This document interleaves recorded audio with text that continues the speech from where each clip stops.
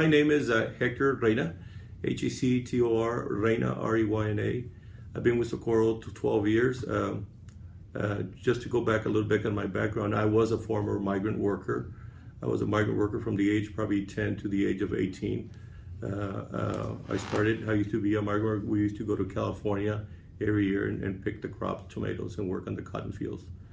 I'm originally from South Texas. I grew up in South Texas. I was there 6 months out of the year. I would go to California 6 months out of the year.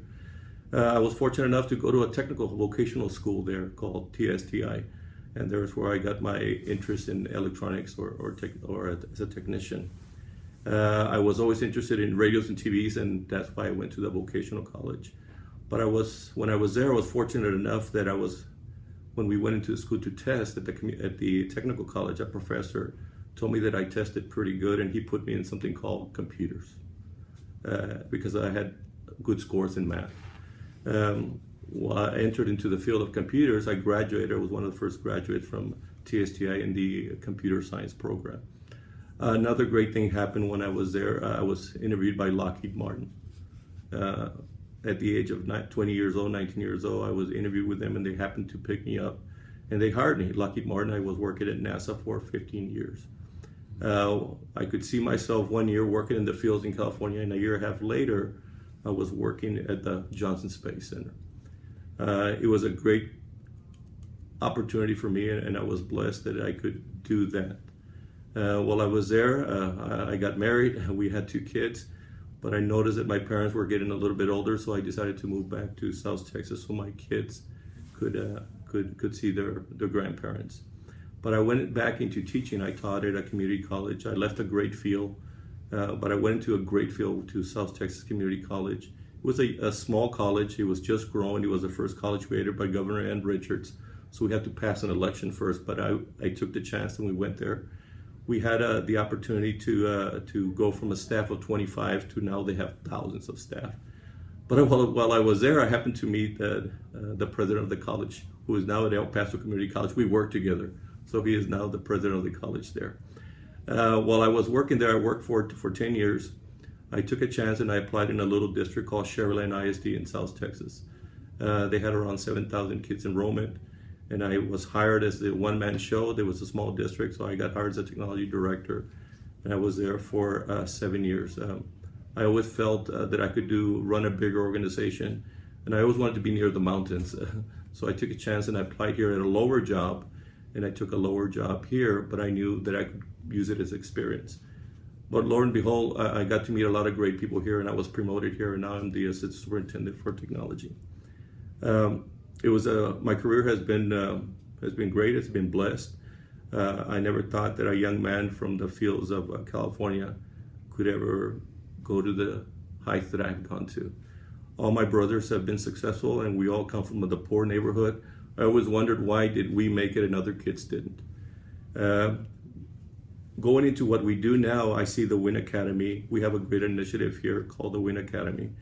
And I see myself in the eyes of those kids, or kids that have grown up in humble beginnings. They are struggling just like I was struggling in school. I was not a good writer. I did not have great grades. I did not have the ability to excel in school. But I was always a hard worker, and that's one of the requirements that we ask for the Win Academy kids, that they work hard, and they do.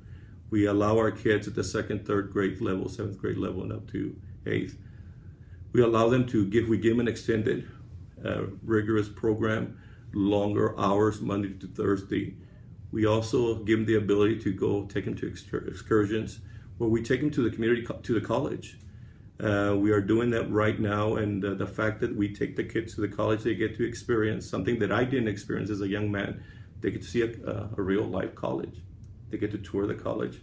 We put them in front of professors, in front of other kids who are going to college, which are their peers. And we plant the seed there that the kids can be just as successful as they are, or like I am, or like many other people that work here at the school. All of us come from humble beginnings. If you look at our superintendent, he came from humble beginnings from the central Houston area. If you look at all our cabinet members, they all come from humble beginnings. The only trait we have in common is that we all work hard and we believe in the system of education. But we also know that in today's education, that money or funding makes a difference. And that's why we did this academy. We allow these kids, we give them longer days, we give them a more rigorous curriculum, and we also provide a device, an electronic device, so they can take home. We provide them access to the internet by giving them a hotspot. And the confidence that we have seen in the kids, some of them have already tested out of the WIN Academy because they have done so well. But just the confidence, the ability to see other successful students. Some of the kids have gone from D's to B's to A's. And it's all because they have the ability to be in a classroom where the teacher is the same teacher for all their grade levels. They get to loop with the teacher. They get to be told every day that they're special, and all our kids are special. We treat them like they're our very own.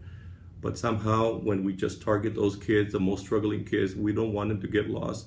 And we target them with love, we target them with a good curriculum, and we target them with good educators and good teachers in their classroom, but also with support, a lot of support. We surprise, we do a lot of visits to their campuses. We make sure that they understand that we understand that they can be successful. And we are examples for them, not only just me, everybody in cabinet. Make sure that they go visit the campuses so they can put themselves in front of them so they can see how successful they are. If someone was interested in contacting you, what would they do? Well, we have gone all over the country displaying what we do at all the conferences with the WIN Academy. We have gone to Philadelphia, we have gone to Houston, we have gone to Dallas. And usually when we give our presentations, we give a card or we put it on the website where they can contact us. This is not my show. This is Dr. Espinosa's idea. It's also run by Mrs. Alicia Farmer, who's in charge of curriculum, and we work very well together. And the entire team, I just happen to be the one today talking about it, but really there's a lot of credit to a lot of people. He has been successful because it involves everybody. The success of the teachers, the success of the principals, because principals have to buy into the idea. And we know it works because we see the scores going up. We see the confidence in the kids.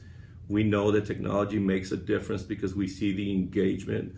We give them a digital curriculum and we see how the kids, today's kids, they are into technology. It engages them. You get their attention. And we know the technology part works, and that's my role in this program.